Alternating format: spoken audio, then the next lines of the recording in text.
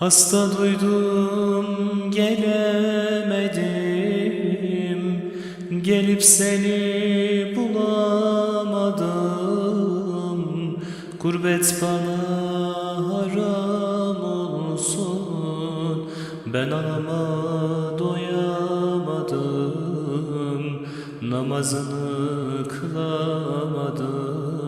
Vay, haklarını ödeyemem, çaresizim bu dünyada. Çağır beni de yanına, sarılayım toprağına.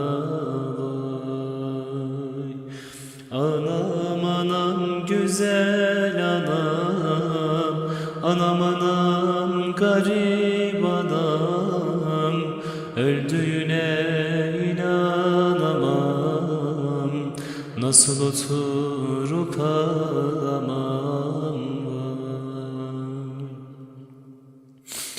Vasiyetim bacım sana, beni de gömün yanına.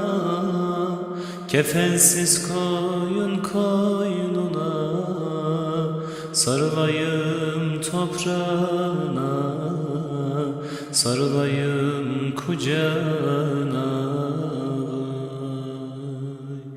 Anam anam güzel anam, anam anam güzel anam, öldüğüne inanamam, nasıl oturup ağlamam.